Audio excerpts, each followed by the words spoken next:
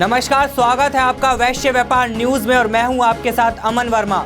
चलिए नजर डालते हैं व्यापार से जुड़ी कुछ खास खबरों की ओर। संविधान संशोधन पर हुए जनमत संग्रह में हारने के बाद इटली के प्रधानमंत्री मैटेओ रेंजी ने इस्तीफा दे दिया है। इस इस्तीफे के बाद इटली में आई राजनीतिक अस्थिरता के असर के चलते यूरो 20 महीने के निचले स्तर पर फिसल गया है। वहीं इसे देखते हुए भारतीय बाजारों में भी आज सुस्ती नजर आई। फिलहाल सेंसेक्स ने शुरुआत में 17 अंकों की और निफ्टी में करीब 3 अंकों की गिरावट देखी गई। कैशलेस पेमेंट की मुहिम में जुटी केंद्र सरकार ने व्यापार संगठनों के साथ मिलकर मार्च तक करीब 20 लाख ट्रेडर्स को डिजिटल मोड में शिफ्ट करने का लक्ष्य बनाया है। उसका जोर मौजूदा वाले पॉइंट ऑफ टर्मिनल से भी सस्ते और मामूली ट्रांजैक्शन कॉस्ट वाली तकनीक मुहैया कराने पर है। ये जानकारी confederation of all India traders के अधिकारियों ने देश भर के व्यापारियों के 2 दिन के सम्मेलन में दी। नोटबंदी से रियल एस्टेट कारोबार को तगड़ा झटका लगा है। बिल्डरों ने फ्लैटों की कीमत 30% तक कम कर दी है। इसके बावजूद भी खरीदार नहीं मिल रहे हैं। कच्ची कॉलोनियों में मौजूदा बिल्डर फ्लैटों की कीमतों में ज्यादा गिरावट हुई है।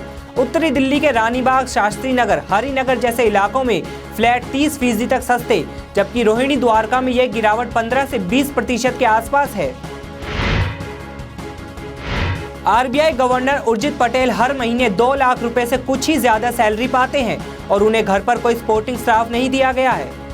रिजर्व बैंक ऑफ इंडिया ने यह जानकारी एक आरटीआई अर्जी के जवाब में दी है। हरियाणा के पुन्हाना में युवा अग्रवाल वैश्य समाज के युवा सचिव और गुड़गांव के प्रभारी उमेश अग्रवाल सहित और कई गणमान्य लोगों ने पुन्हाना का चार्ज संभालने वाले एसडीएम अनीश यादव को मुबारकबाद दी।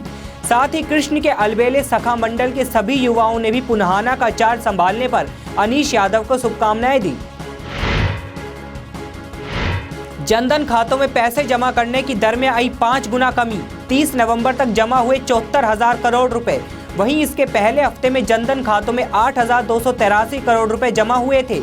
जनधन योजना के तहत पूरे देश में करीब 25 करोड़ 51 लाख बैंक खाते खोले गए थे। डॉलर के मुकाबले 7 पैसे मजबूत होकर 68.13 के स्तर पर पहुंचा रुपया। वहीं शुरुआती कारोबार में रुपए डॉलर के मुकाबले 7 पैसे मजबूत होकर 68.13 के स्तर पर रहा।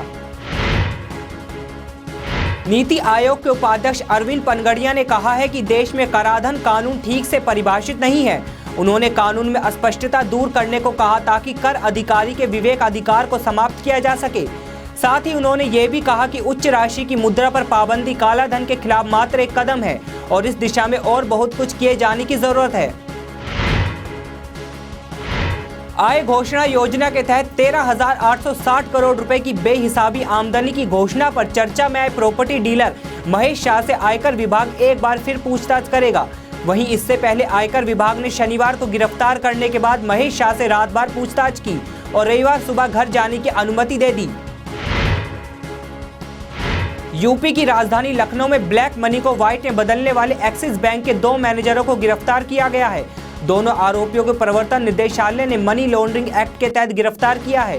आरोपियों पर रिश्वत लेकर 40 करोड़ की ब्लैक मनी को नए नोटों में बदलवाने का आरोप है। मेरे साथ वैश्य व्यापार न्यूज में फिलहाल इतना ही। व्यापार से जुड़ी बाकी खबरों के लिए देखते रहें वैश्य व्यापार न्यूज। नमस्कार।